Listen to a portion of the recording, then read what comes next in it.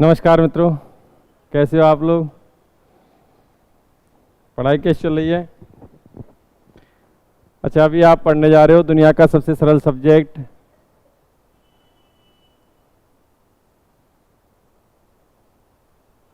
राजस्थान की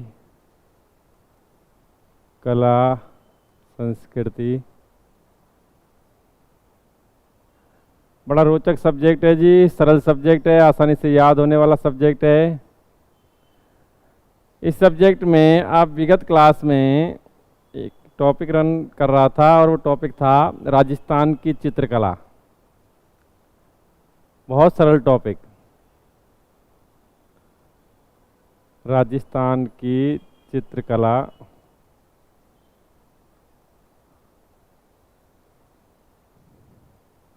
इस टॉपिक के अंतर्गत विगत क्लास में मैंने इसका प्रारंभिक परिचय कराया, इससे जुड़े हुए प्रारंभिक जो तथ्य थे उनसे आपको अवगत कराया। ऑनलाइन स्टूडेंट को भी नमस्कार भाई। नमस्ते ले लेते हैं हम आपकी। हाँ जी, ध्यान से सुने। इस टॉपिक में मैंने लास्ट क्या कराया विगत क्लास में, ये बता दो मुझे। चित्र शैलियों को पढ़ाना प्रारंभ कर दिया था। आप पढ़ रहे थे मेवाड़ स्कूल के अंतर्गत उदयपुर चित्र शैली। बहुत ही सरल है जी, ध्यान से सुनना इसके बारे में। यह राजस्थान की मूल चित्र शैली मानी जाती है।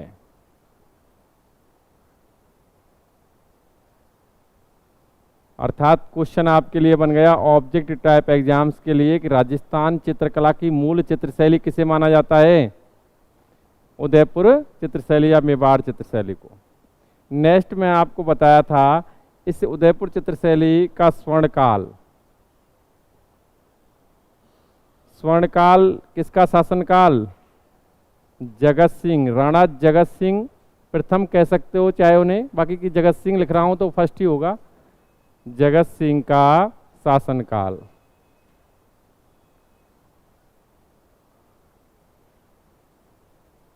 अगर हम इसमें भी देखें तो जगत सिंह ने ही इसने उदयपुर में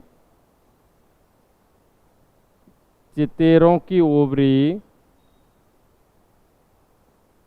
हाँ जी ओवरी ओब्लिक तस्वीरों का कारखाना का निर्माण करवाया। कारखाना का निर्माण करवाया, निर्माण करवाया। तुम्हें नॉलेज बहुत है भाई। अच्छा, बता दिया ये नॉलेज तो तुम्हें बहुत है, वैसे भी कोई दिक्कत नहीं जी। आप जानते हैं चित्रकला स्कूल इसने खुलवाया था, बड़ी संख्या में चित्रण हुए थे इसके समय पर, इसलिए इसका शासनकाल उदयपुर चित्र शैली का स्वर्णकाल कहलाता है। आई मीन किसका, जगत सिंह का। नेक्स्ट, इसे उदयपुर चित्र शैली के प्रमुख चित्रित ग्रंथ व विषय। चित्रित ग्रंथ व विषय अगर हम देखें कि भाई चित्रण जो हुआ वो किन विषयों पर हुआ या प्रमुख ग्रंथ जो थे जिनका चित्रण किया गया उनका उल्लेख करें हम इस चित्र शैली के अंतर्गत, तो आपने एक नाम सुना होगा श्रावक या श्रावण, प्रतिक्रमण, सूत्र चूड़ी। आप ये भी जानते हैं, इसके संदर्भ में उल्लेख में पहले भी कर चुका हूं। अगर क्वेश्चन सामान्य वे में ऐसा आता है कि राजस्थान चित्रकला का ताड़पत्र पर चित्रित प्रथम ग्रंथ कौन सा माना जाता है, तो यही आंसर होता है जी। अगर क्वेश्चन इस प्रकार आता है कि मेवाड़ चित्र शैली या उदयपुर चित्र शैली का प्रथम चित्रित ग्रंथ कौन सा माना जाता है, तो ये भी आंसर क्या होगा, श्रावण, प्रतिक्रमण, सूत्र चूड़ी। इसका चित्रण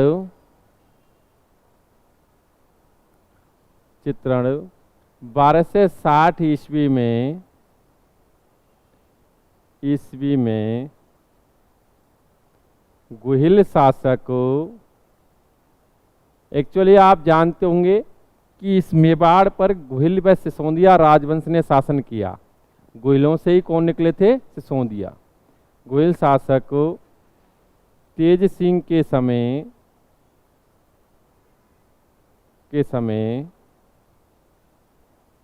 चित्रकार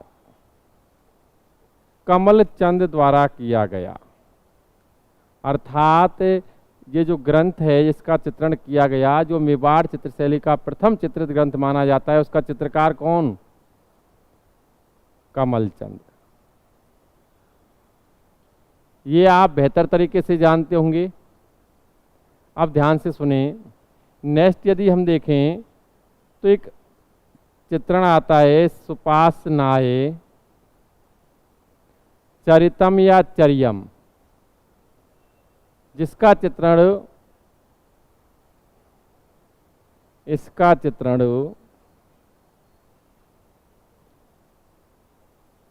1422-23 में, अब मुझे बताएंगे 1422-23 में मेवाड़ का शासक कौन था?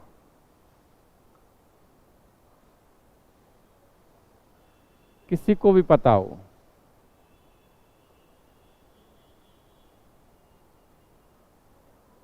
मोकल, बहुत नॉलेज है तुम्हें। राणा मोकल के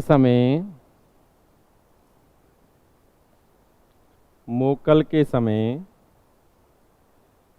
चित्रकार हीरानंद द्वारा किया गया।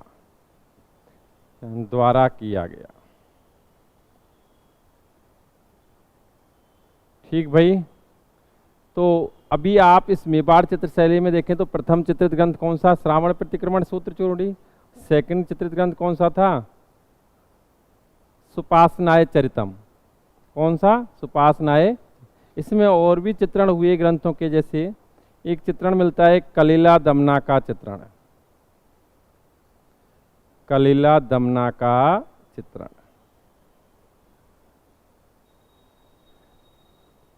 शायद सभी जानते होंगे। कलिला दमना, एक्चुअली कलिला नहीं जानते आप लोग? मैं बता देता हूँ, वो आप तो खैर जानते ही हैं। कलिला दमना, आपने एक पंचतंत्र का नाम सुना होगा ग्रंथ का। पंचतंत्र के राइटर कौन? विष्णु शर्मा। एक ऐसी पुस्तक जिसका सर्वाधिक विदेशी भाषाओं में ट्रांसलेशन किया गया।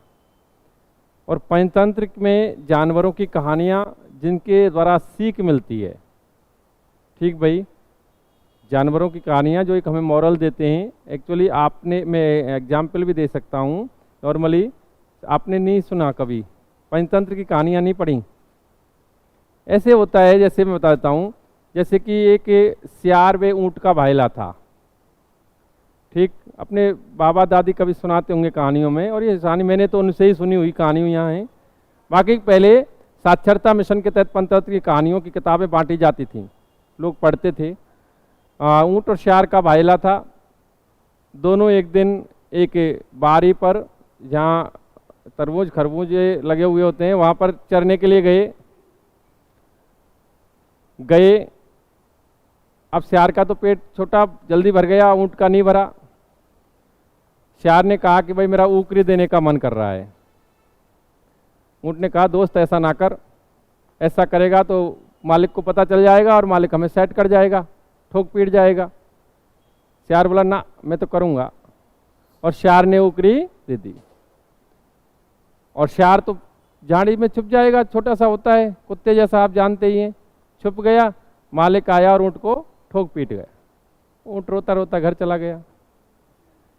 कुछ दिन बाद ही एक दिन ऊँट नदी को पार करने के लिए खड़ा हुआ था किनारे पर। सियार आया, दोस्त दोस्त मुझे भी बिठा ले, मैं भी तेरे साथ पार कर जाऊंगा। ओके, बैठ जाओ। नदी के मध्य में पहुंचे तो अब ऊँट बोला कि मेरा तो लुट लुटी का मन कर रहा है। सियार बोला ना दोस्त ऐसा मत कर, तू लुट लुटी लेगा, मैं बह जाऊंगा, मर जाऊंगा, कि ना मन कर रहा है जी। और उसने लुट लुटी ली और वो सियार बह गया। अर्थात इस कहानी से हमें क्या शिक्षा मिलती है जैसे को तैसा, टिट फॉर टैट। इस प्रकार की पंचतंत्र की कहानियाँ होती हैं। मैं आपको बता दूं, कलीला दमना दो स्यारों की कहानी है, जिसमें एक तो अच्छाई का प्रतीक है और एक बुराई का प्रतीक। ठीक भाई, तो कलीला दमना का चित्रण किया गया, इसका चित्रण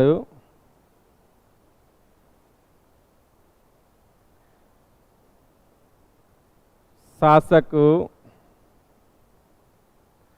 संग्राम सिंह द्वितीय के समय। ये भी क्वेश्चन बहुत अच्छा है कि कलीला दमना का चित्रण मेवाड़ के किस शासक के समय किया गया। संग्राम सिंह द्वितीय के समय चित्रकार नूरुद्दीन, शाबाश, नूरुद्दीन द्वारा किया गया।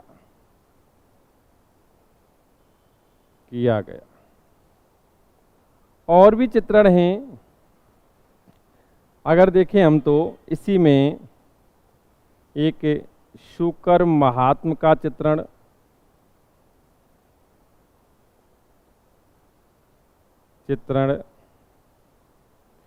गीत गोविंद का चित्रण और रामायण का चित्रण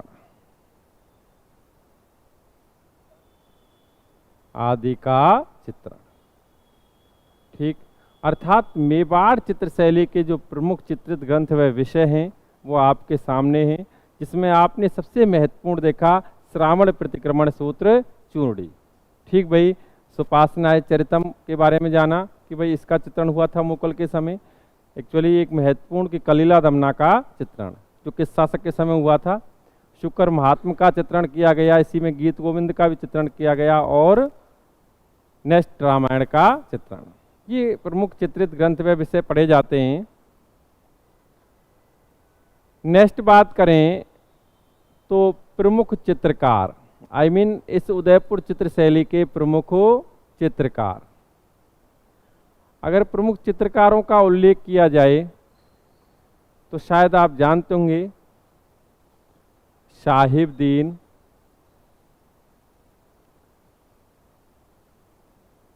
कृपाराम, आपके ये भी नाम हैं कमलचंद, हीरानंद, नूरुद्दीन,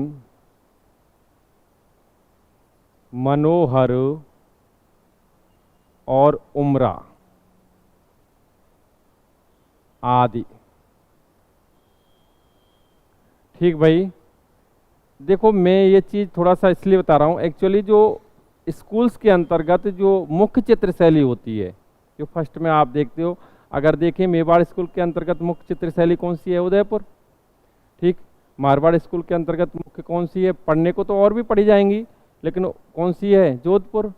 अगर हम देखें नेक्स्ट ढूंढाड़ के अंतर्गत कौन सी है, आमेर या उदयपुर, जयपुर चित्रशैली। नेक्स्ट अगर देखें तो कोटा व हड़ौती के अंतर्गत कौन सी है, बूंदी चित्रशैली। बूंदी है मेनली, बूंदी से ही कोटा निकली है, ध्यान रखना। तो इसमें प्रमुख चित्रकारों का क्वेश्चन, जैसे विगत समय में सेकंड ग्रेड में एक क्वेश्चन पूछा गया था, जैसे वीर जी, शिवदास भाटे, किशनदास भाटे, देवदास भाटे, छज्जू भाटे, जीतमल आदि किस चित्रशैली के चित्रकार हुए। तो आंसर क्या था, जोधपुर चित्रशैली। तो ऐसा कभी कभार क्वेश्चन भी पूछ लिया जाता है। बाकी की मैंने आपको बताया था चित्रकला के अंतर्गत सबसे ज़्यादा बृहद स्तर पर क्वेश्चन पूछे गए हैं तो वो बनी ठनी से रिलेटेड पूछे गए हैं। अगर सुंदर नारी का चित्रण के संदर्भ में क्वेश्चन आता है तो वो आंसर किसका आता है, अधिकांशतः बनी ठनी का ही होता है, आई मीन किशनगढ़ चित्रशैली से रिलेटेड होता है। ये बात विशेष ध्यान रखना। ठीक भाई, हम देखें इसमें नेक्स्ट इस चित्रशैली की विशेषताएं जिसमें आप देखेंगे तो इसमें पशु पक्षी के रूप में बृहद स्तर पर किसका चित्रण मिलता है, पशु के रूप में हाथी का और पक्षी के रूप में चकोर का। रंग बृहद स्तर पर कौन सा मिलता है, लाल पीला, लाल पीला। और वृक्ष, वृक्ष इस चित्र शैली के अंतर्गत बृहद स्तर पर मिलता है कदम्ब का। कौन सा मिलता है? कदम्ब का। तो ये कितना सरल है, पढ़ना कितना आसान है। ठीक भाई, उदयपुर चित्र शैली का स्वर्णकाल जगत सिंह का शासनकाल, एक्चुअली उसके समय चित्रों की ओवरी का निर्माण हुआ था, बृहद स्तर पर चित्रण हुए थे। नेक्स्ट, इस चित्रकला के प्रमुख चित्रित ग्रंथ व विशेष श्रावण, प्रतिक्रमण, सूत्र चूर्णी और शिपासनाय चरितम, कलिला दमना, शुकर महात्म्य, गीत गोविंद और रामायण जैसे प्रमुख चित्रण आपने देखे। इस चित्र शैली के प्रमुख चित्रकार हुए आपके सामने ही साहेब दीन। इसमें नेक्स्ट आप देखते कृपाराम, मनोहर, उमरा, कमल चंद, हीरानंद और नूरुद्दीन, जो कि 3 नाम तो आपके इसी के दौरान आ ही गए थे। ठीक भाई, और विशेषताओं के अंतर्गत अर्थात मेवाड़ चित्रशैली, उदयपुर चित्रशैली में बहुतायत रूप से किस वृक्ष का चित्रण हुआ है? कदम का। किस पक्षी का चित्रण देखने को ज्यादा मिलता है? चकोर का। ठीक भाई, तो कुल मिला के बहुत ही सरल है पढ़ना, क्रिटिकल तो है ही नहीं, इतना सरल टॉपिक है। नेक्स्ट आप पढ़ते हो नाथ द्वारा चित्रशैली, समझना इसको, इसको देखो समझना कितना आसान है। मैंने कहा कि चित्रकला की पृष्ठभूमि इतिहास से भी जुड़ी हुई है, और कहीं ना कहीं जिसने इतिहास को ढंग से पढ़ा है तो चीज़ें स्पष्ट जल्दी हो जाती हैं। नाथ द्वारा चित्रशैली, पहली बात तो मैंने आपको एक क्वेश्चन पूछा था जब मैं इतिहास पढ़ा रहा था, और उस दौरान राज सिंह का अध्यापन मैं यहाँ करा रहा था। तो राज सिंह के समय सिहाड़ गांव में एक बड़ा घटनाक्रम घटित हुआ था, जिसके तहत इस राज सिंह द्वारा श्रीनाथ जी की मूर्ति की स्थापना की गई थी। और श्रीनाथ जी की मूर्ति की स्थापना के साथ ही सिहाड़ को ही नाथ द्वारा के नाम से जाना गया, और यहाँ का कल्चर भी परिवर्तित हुआ, इसकी संस्कृति में भी परिवर्तन आए। मैं आपसे एक सामान्य सा क्वेश्चन पूछता हूँ, राजस्थान का ब्रज किसे कहा जाता है? राजस्थान का ब्रज बताएंगे? वो आंसर सही है आपका, नाथ द्वारा कोई कहा जाता है, राजस्थान का ब्रज। ठीक, और ब्रज क्षेत्र तो आपका ये है ही। बाकी ब्रज निधि नाम से रचनाएं कौन लिखता था? प्रताप सिंह। और ब्रजराज की उपाधि किसे प्रदान की गई थी? ब्रजराज की, वो प्रदान की गई थी भरतपुर के शासक वदन सिंह को, ब्रजराज की उपाधि प्रदान की गई थी। ठीक भाई, किसने प्रदान की थी?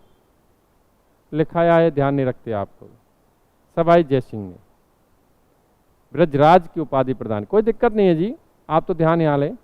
अच्छा, एक क्वेश्चन और मेरे दिमाग में आना चाहिए, डांग नृत्य, डांग नृत्य, डांग डांग नृत्य कहाँ का प्रसिद्ध है?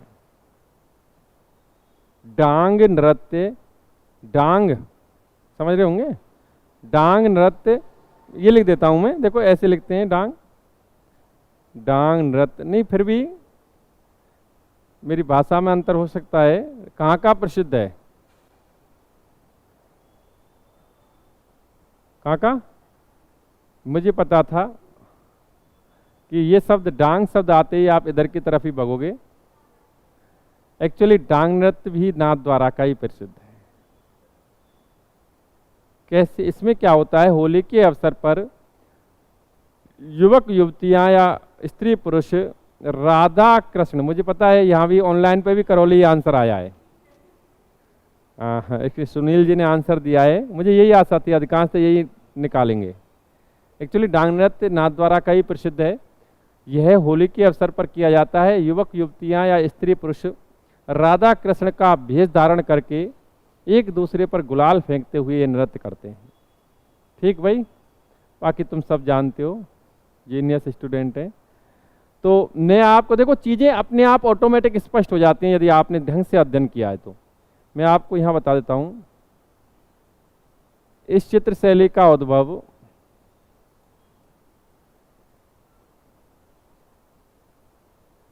चित्र शैली का उद्भव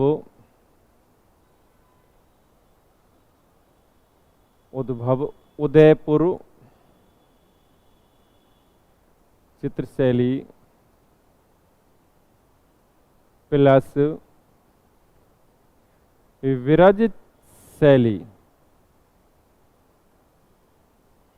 के मिश्रण से हुआ,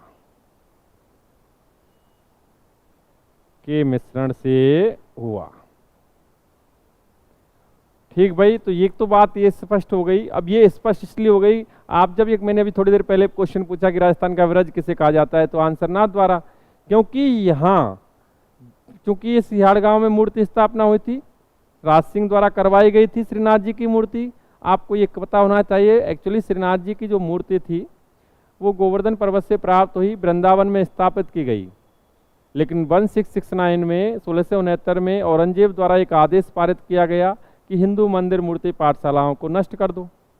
इसी क्रम में बड़ी संख्या में हिंदू धर्म को नुकसान पहुंचाया गया था, हिंदू मंदिर मूर्तियों और पाठशालाओं को नष्ट भी किया गया था। जो मंदिरों के पुजारी थे भयभीत थे और मूर्तियों को इधर से उधर छुपा के रख रहे थे। इसी क्रम में दामोदर और गोविंद जी नामक दो व्यक्ति इस श्रीनाथ जी की मूर्ति को लेकर के वहाँ से आते हैं वृंदावन से, और पश्चिम राजस्थान में अधिकांश टाइम स्पेंड करते हैं, व्यतीत करते हैं, छुपा कर रखते हैं मूर्ति को। जब पता चलता है कि राज सिंह एक हिंदू धर्म का संरक्षक है, राज सिंह एक ऐसा शासक है जो कहीं ना कहीं औरंगजेब से भी भिड़ सकता है, तो राज सिंह से इनके द्वारा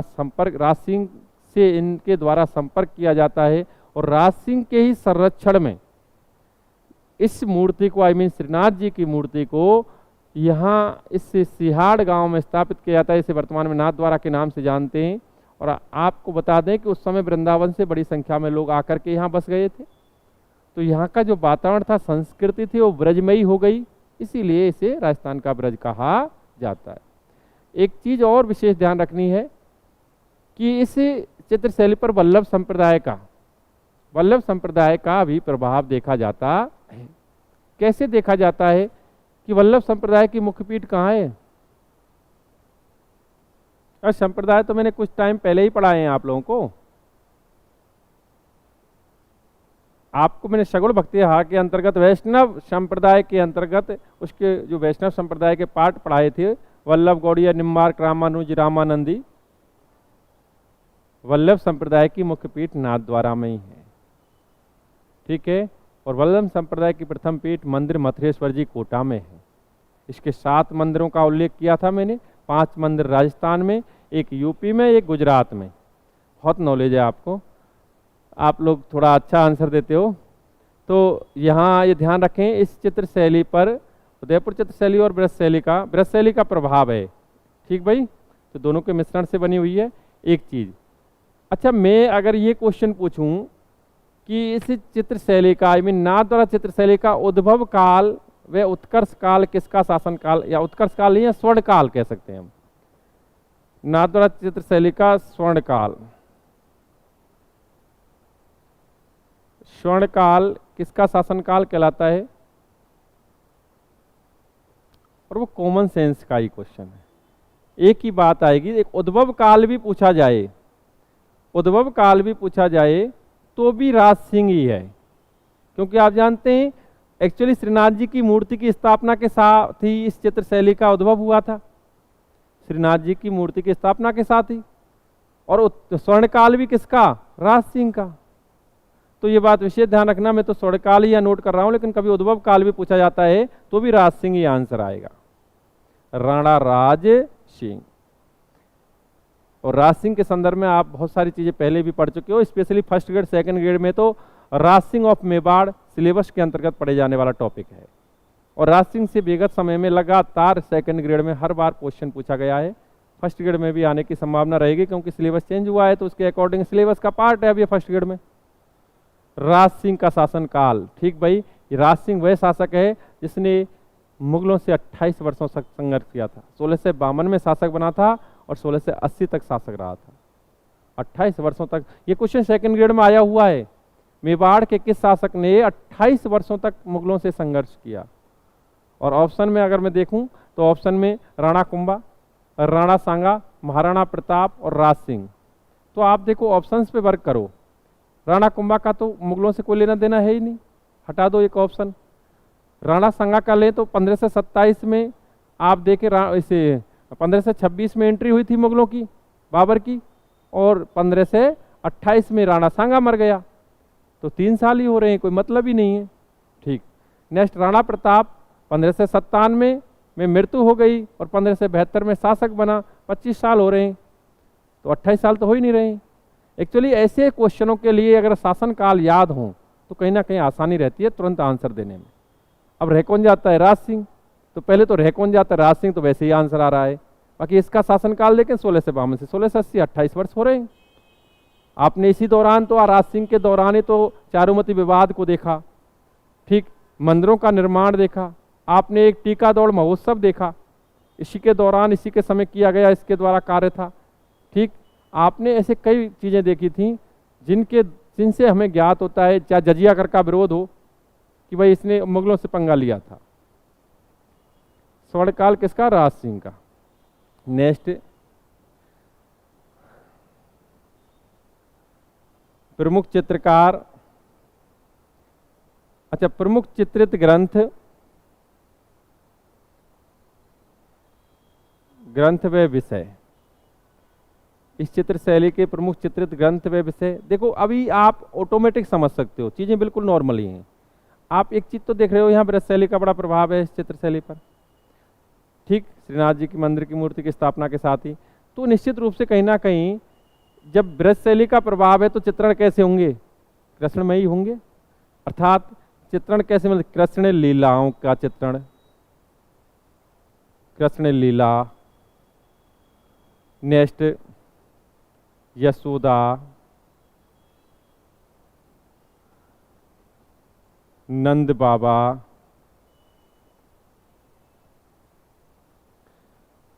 ग्वाल बाल वे गोपिकाओं के चित्रण।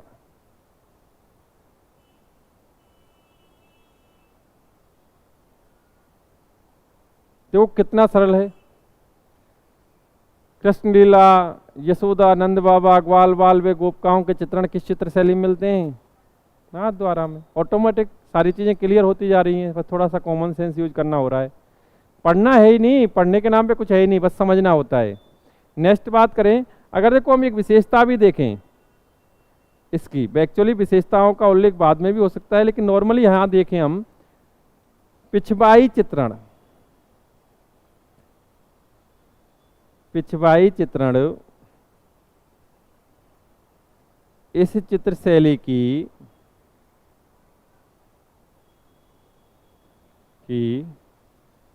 प्रमुख विशेषता।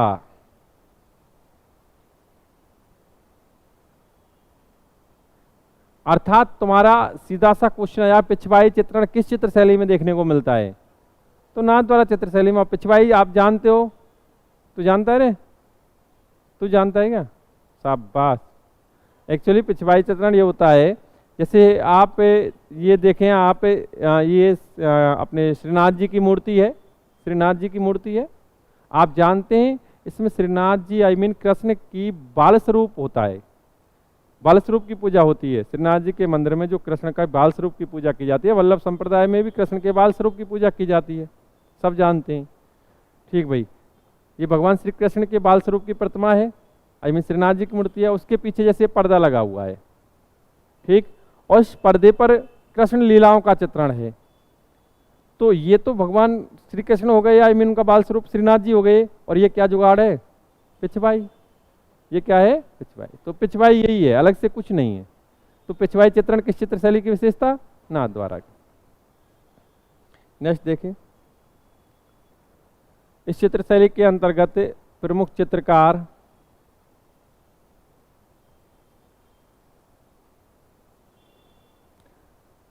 नारायण,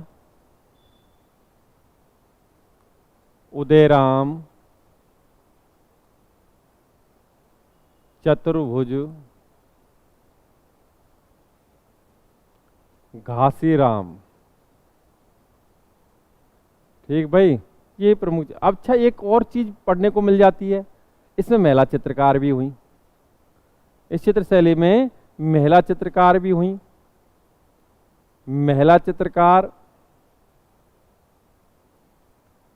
और शायद सब जानते होंगे कमला और इलायची। वो इलायची नहीं है, ये इलायची है। पहले तुम्हें पता नहीं है, हमने हमारे गांव में भी देखा, पहले औरतों के नाम खाने पीने की चीज़ों पर ज़्यादा होते थे। इलायची, अंगूरी, ऐसे जलेबी, जो भी है ऐसे नाम बड़े होते थे। तो इमरती, बर्फी, हाँ। तो कमला, इलायची, ध्यान रखना। महिला चित्रकार कौन हुई? कमला, इलायची, ये भी ध्यान रखना। अगर विशेषताओं के अंतर देखें और तो पशु पक्षी, पशु पक्षी के रूप में आप देखें यहाँ, इसमें घोड़ा और मोर। रंग, रंग पीला और हरा। और वृक्ष, वृक्ष केला। कौन सा वृक्ष का चित्रण ज़्यादा मिलता है? केला का। एक्चुअली ध्यान रखना, ऐसा कोई फिक्सेशन नहीं है कि भाई इस चित्रशैली में केला का वृक्ष का चित्रण है तो और में नहीं है। और भी कई चित्रशैलियों में इस प्रकार का मिल जाता है, लेकिन बृहद स्तर पर इसमें भी मिलता है केला, वृक्ष के रूप में केला का चित्रण। बाकी की आप जानते हो, रंग के रूप में और ये चीज़ें, तो ये विशेषता हो गई स्नात द्वारा। और सबसे महत्वपूर्ण पॉइंट इसका क्या बना? पिछवाई चित्रण। ठीक भाई, ये बात विशेष ध्यान रखना। नेक्स्ट बात करते हैं चावंड चित्रशैली। चावंड चित्रशैली। अब देखो, मैं तो एक चीज जानता हूं, कॉमन सेंस के क्वेश्चन है सब, और सरल तरीके से हल किए जा सकते हैं, बस थोड़ा सा दिमाग यूज करना होता है। ठीक, अब ये आप कह सकते हो हम तो कल लंबे समय से अध्यापन करा रहे हैं तो चीज़ें याद हो सकती हैं, बाकी की अगर चीज़ें समझकर पढ़ी जाएं तो आसानी से वैसे भी याद हो सकती हैं। अब चावंड नाम आते ही आपके दिमाग में एक नाम आ जाना चाहिए ऑटोमेटिक, राणा प्रताप। ठीक भाई, बस खत्म मामला। इसी के साथ ही आप जानते हैं राणा प्रताप की सर्वाधिक समय तक राजधानी कौन सी रही? चावंड। लेकिन ये भी विशेष ध्यान रखना है कि चावंड उसके पश्चात भी राजधानी रही। आपके ये सेकंड ग्रेड में ही आया हुआ क्वेश्चन है कि मेवाड़ के शासकों की चावंड राजधानी कितने समय रही। ऑप्शन मैं आपको दे देता हूं, बहुत ही सरल ऑप्शन। ऑप्शन ए 1580 से 1597, ऑप्शन बी 1585 से 1597, ऑप्शन सी 1585 से 1615, ऑप्शन डी 1585 से 1620। एक मिनट 1580 से 1597 कोई बता रहा है? शाबाश। 1585 से 1597 कोई बता रहा है?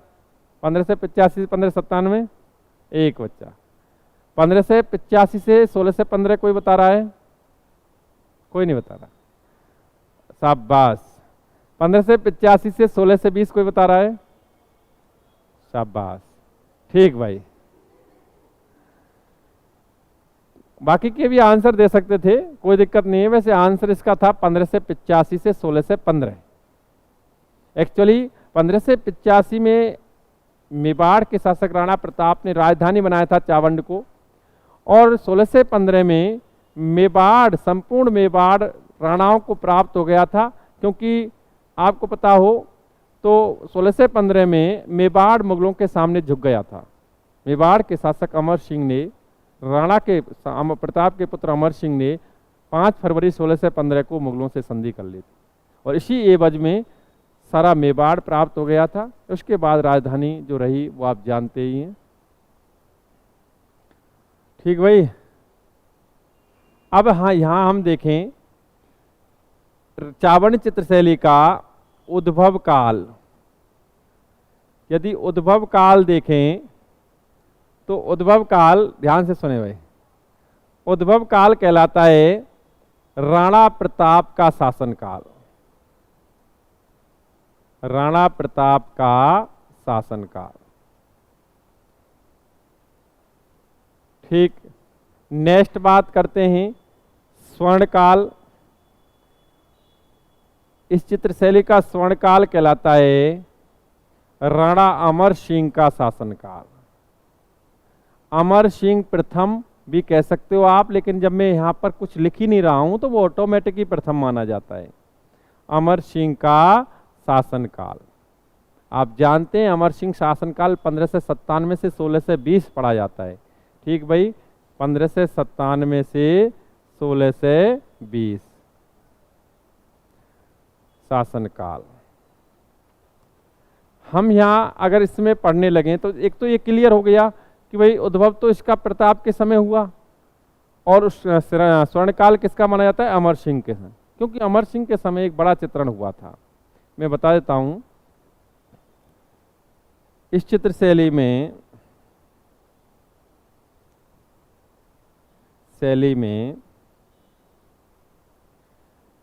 चित्रकार निसारदीन द्वारा 1605 ईस्वी में राणा अमर सिंह के समय रागमाला का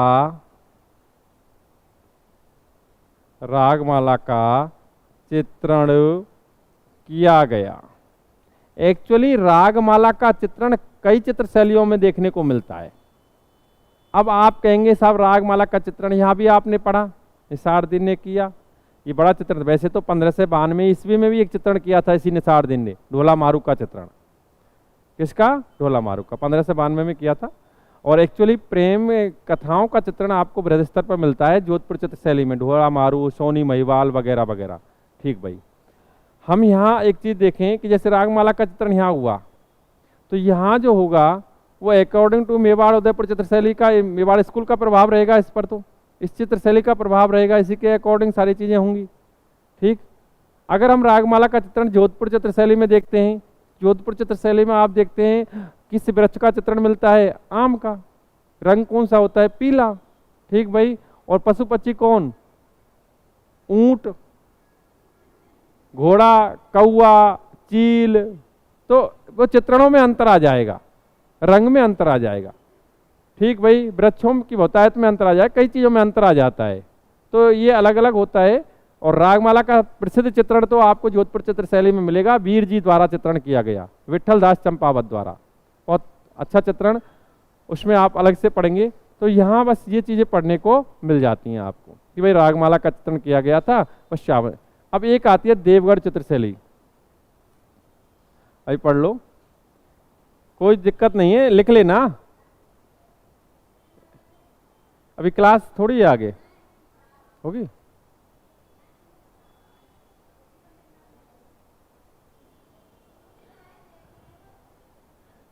ठीक भाई, नेक्स्ट देखें देवगढ़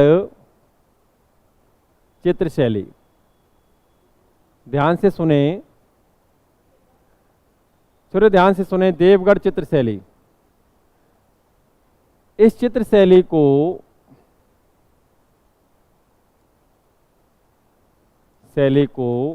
प्रकाश में लाने का श्रेय, ये क्वेश्चन आ चुका है, बहुत ही अच्छा क्वेश्चन है, ध्यान रखना। श्रेय श्रीधर अंधारे को जाता है। अर्थात इस चित्रशैली को प्रकाश में कौन लाया था? श्रीधर अंधारे। ये क्वेश्चन बहुत अच्छा है, ध्यान रखना। इस चित्रशैली पर मेवाड़ प्लस मारवाड़ प्लस ढूंढाड़ शैलियों का प्रभाव पड़ा। अर्थात ये क्लियर है कि इस पर कई चित्र शैलियों का प्रभाव पड़ा। एक तरह से ये मिश्रित चित्र शैली है, मिश्रित चित्र शैली है देवगढ़ चित्र शैली, जिस पर मेवाड़, मारवाड़ और लूणाड़ चित्र शैलियों का प्रभाव देखने को, एक्चुअली ज़्यादा अधिकांश किताबों में मेवाड़ मारवाड़ी दिख रखा है। ठीक भाई, एक किताब में तो इसको कहा गया कॉकटेल चित्र शैली। ठीक, लेकिन फिर भी आप यहाँ ध्यान रखना, स्वर्णकाल, इस चित्र शैली का स्वर्णकाल कहलाता है। ठिकानेदार हुए इस देवगढ़ के द्वारकादास चूड़ावत। द्वारकादास चूड़ावत जी का शासनकाल, जो इस ठिकाने के ठिकानेदार हुए, उसका शासनकाल ही इसका स्वर्णकाल कहलाता है। इस चित्र शैली के प्रमुख चित्रकार